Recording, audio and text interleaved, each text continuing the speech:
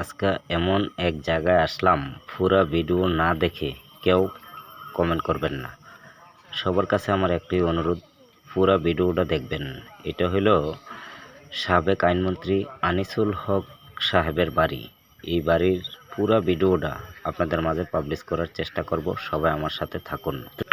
কসবা থানার অন্তর্ভুক্ত যত প্রকার জনগণ আছেন, সর্বস্তরের জনগণকে বলছি, দেখেন, সাবেক আইনমন্ত্রী আনিসুল হক কসবা থানার যত রাস্তাঘাট কোনো কিছুই বাকি রাখে নাই।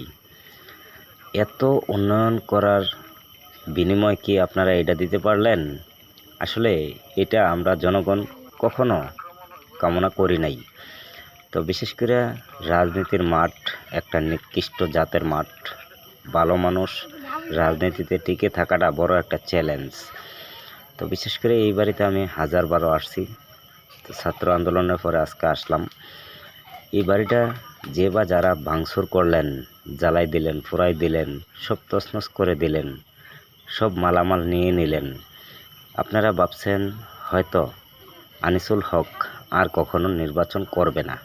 দেখেন, আওয়ামী লীগ সরকার যখনই বাংলাদেশে আসবে, যখন আওয়ামী লীগ সরকার নির্বাচন করবে, আনিসুল হক সাহেবের বদলে হয়তো কোনো ব্যক্তি না কোনো ব্যক্তি আওয়ামী লীগ থেকে নির্বাচিত হবে।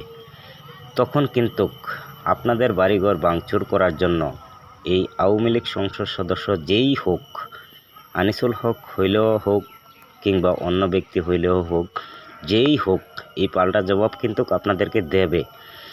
তো বিশেষ করে দেখেন ভাই, কসবা থানার ভিতরে যত প্রকার জনগণ বসবাস করেন, সর্বস্তরের জনগণের জন্য এই মেসেজটা দিয়ে যাচ্ছি। দেখেন, কসবা থানার অন্তর্ভুক্ত জনগণের জন্য আনিসুল হক সাহেব যা করছে, এখন বর্তমান যেই এমপি নির্বাচিত হয়েছে, দেখেন হাজার ভাগের এক ভাগ উন্নয়ন নিয়ে আসতে পারে কি না।